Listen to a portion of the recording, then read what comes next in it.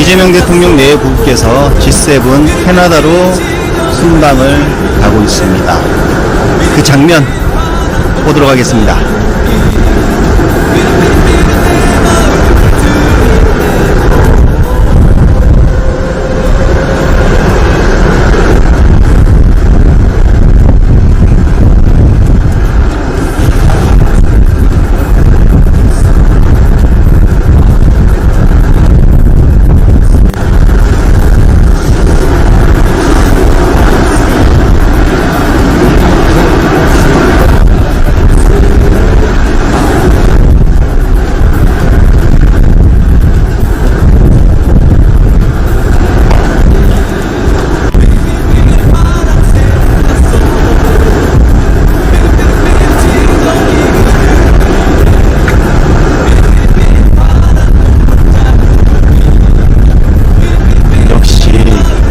다르다.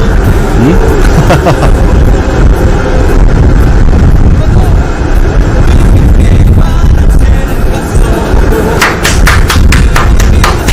와. 윤석열 부부와 비교해보니 정말 차원이 다른 품격이 느껴졌습니다. 김건희는 순방 갈 때마다 이 표정, 뭔가 화가 나 있는 이 표정이 좀 인상적이었죠?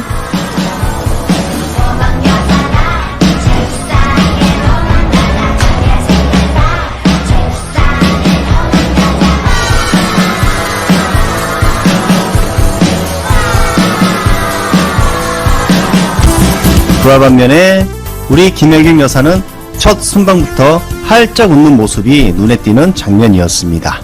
그리고 이 시각 속보가 나왔습니다. 김건희 서울 아산병원에 입원.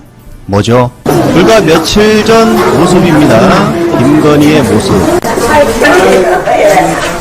미소도 띄고 때깔이 아주 좋아 보입니다. 건강해 보입니다. 건강해 보여요.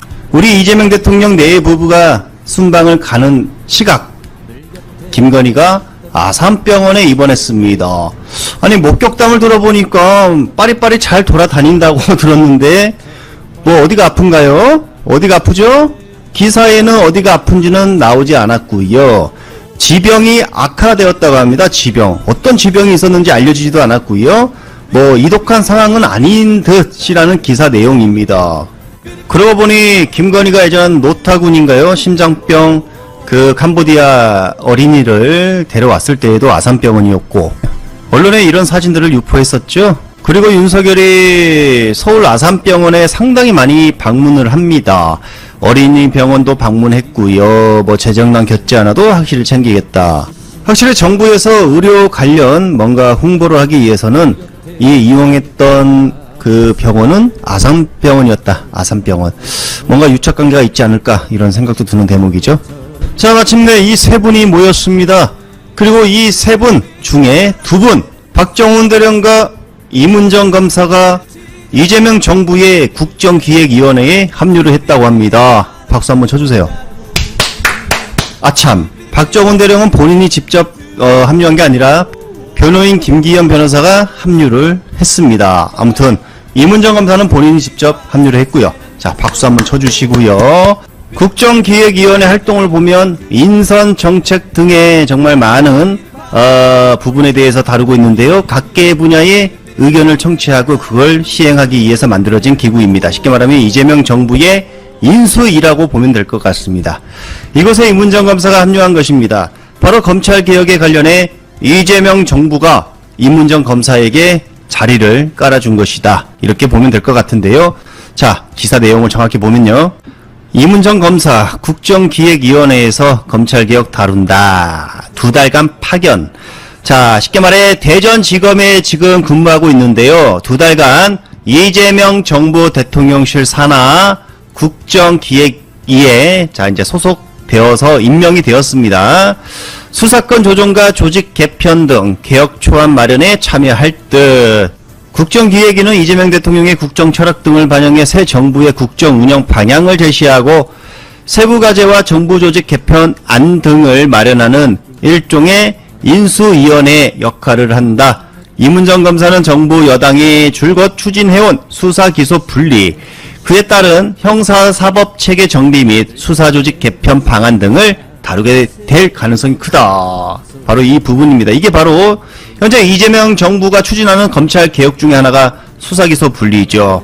그리고 그에 따라서 이제 형사사법체계 정비 이 부분에 대한 임은정 검사에게 한번 해봐라. 저 이렇게 일을 시켰다. 저는 그렇게 보이고요. 여기서 임은정 검사의 주가가 상당히 높아질 가능성이 높고요. 또 임은정 검사에 대한 실력과 성품에 대해서 이재명 대통령도 믿고 있다는 것이고, 자 그렇다면 이제 수사 기소 분리가 된다면 지금 국민 추천에서도 압도적 1위가 바로 임은정 검사입니다. 제가 볼 때 자 수사 기소 분리가 되고 난 후 초대 공소청장으로 갈 가능성이 정말 매우 높다. 이렇게도 해석이 될 수 있습니다. 김민석 총리 후보자에 대한 인사검증이 도가 넘어섰다 이런 말들이 이제 나오기 시작하고 있고요. 자 한편으로는 자 드디어 김민석의 서사가 시작이 되었다. 김민석 차기를 만들어주기 위해 적폐들이 안간힘을 쓰고 있다. 이런 말도 나오고 있고요. 자, 김민석 총리 후보자 한 번에 해명하지 않았습니다. 하루하루 걸쳐서 질문 하나에 대한 해명을 내놓겠다. 시간을 좀 끌겠다. 이런 말로 들리고요. 그러면서 밑에 있는 그 수석들의 인사가 지금 가파르게 진행이 되었고, 실제로 몇몇의 그 수석들이 또 임명이 되었고, 국가안보실 1차장부터 모두 채워지고, 그러면서 그 분들에 대한 공격을 최소화시켰다. 이런 말들도 나옵니다. 이것도 하나의 김민석의 빅피처가 아닌가. 쉽게 말해 빅텐트를 치고 있는 거죠. 내가 다 막아줄게. 자, 아무튼 이제 김민석 총리 후보자의 해명이 나왔습니다. 김민석 총리 후보자 현재 정치자금법 위반 사건과 관련해서 정치검찰의 표적 사정이다 이렇게 알렸고요. 여러가지 질문들이 들어왔고 의혹이 제기됐지만 여타 제기된 그 의혹과 이슈들은 아주 간단하다라며 지금 설명을 하고 있습니다. 제 아들 입법활동 대학 언서는 언서에 쓴 적이 없다. 제가 그래야 하도록 했다. 제 아들은 자기 노력으로 인턴십을 합격했다. 그러니까 아빠 찬스 뭐 그런 거 없었다. 여타 제기된 이슈들에 대해서 아주 간단하게 설명을 다 했고요. 자, 그런데 이제 정치자금법 관련해서 이제 설명을 합니다. 첫 번째 1차 정치자금법 사건. 자, 2002년 서울시장 선거 관련. 2차는 정치자금법 사건. 세 번째 정치검찰의 무고 투서 유출 음해 사건. 자, 네 번째 모든 채무의 변제 과정. 자, 등에 대해서 매일 한 가지씩 설명한다. 자, 그렇다면 오늘은 1차. 예. 오늘은 첫 번째 1차 정치자금법 사건. 자, 글이 올라왔습니다. 1차 정치자금 관련 글. 나는 돈에 대한 묘한 결벽증이 있다. 의원생활 6년 동안 나라 돈 쓰는 것이 싫어서 애국정부에서 용돈까지 다 주면서 초청하는 경우를 빼고는 애아버리군요. 자, 아무튼 국회 차원의 애유는 한 번도 나가지 않고 다 뿌리쳤다. 의원 시절 양복 모델료 2억 원인가를 받고도 찜찜해서 한 푼도 손대지 않고 오히려 그 돈을 결식아동 지원과 북한아동 결핵 지원에 다 냈다. 꼭 결벽증 때문은 아니지만, 자, 아무튼 이거 넘어갈게요. 요지로 바로 가겠습니다. 요지는 이랬다. 서울시장 선거 당시 2억 원의 후원을 받았는데 영수증을 발급받지 않았다는 것이다. 묻지도 않는 내게 담당 검사가 친절히 설명이 뒤따랐다. 검사는 뭐 알고 얘기를 다 설명을 해줬다 이거죠. 아, 이거 너가 영수증 안 받아서 그래. 자, 이렇게 알려준 것입니다. 대선자금 수사가 끝난 후에 당시 노무현 대통령의 대선자금 수사가 진행이 되고 있었다. SK 송길승 회장을 불러 김민석이 건을 얘기하지 않으면 놔주지 않겠다라고 했다. 그러니까 회유를 한 거죠. 야, 그 SK 회장, 송길승 회장, 김민석 건 얘기해. 불어. 이러면 놔줄게. 이렇게 해가 있었다는 것이고, 참 고민하다가 이건 아닌데 본인이 달라 한 것도 아니고 중앙당에서 요청한 건데, 그래서 이제 젊은 사람 앞길을 막는 거 아닌가? SK 회장이 이렇게 생각했다는 것이에요. 자, 선거에서 후보자가 영수증 발급까지 일일이 챙기는 것이 현실적으로 가능할까? 자, 영수증을 발급받지 않았다는 이유로서 뭐가 남지 않았으니까, 자, 정치자금법 위반이다. 이겁니다. 처음부터 사실관계를 인정한 4개. 법원은 어쨌든 그 돈은 김민석을 위해 지원한 것이니 영수증 발급 책임과는 상관없이 정치자금법 위반을 했다. 또 판사들이 이렇게 또 판결을 한 사건이었습니다. 그래서 징역 2년인가요? 그렇게 수감이 된 3년이죠. 그 사건이 있었죠. 아무튼 나는 최후 진술에서 과연 그런 상황에서 어찌했어야 정치자금법 위반을 하지 않았을지 지금 생각해도 잘 모르겠지만 하여간 후보로서 내 책임이니 죄송하다라고 했다. 그 후나 사면 복권이 없이 3년의 정치 규제 기간을 꽉 채웠으며 전세금 일부와 주변의 도움을 보태 추징금 2억까지 납부해야 했다. 2008년에 최고위원이면서도 총선 공천에 탈락한 것은 바로 이 사건 때문이었다.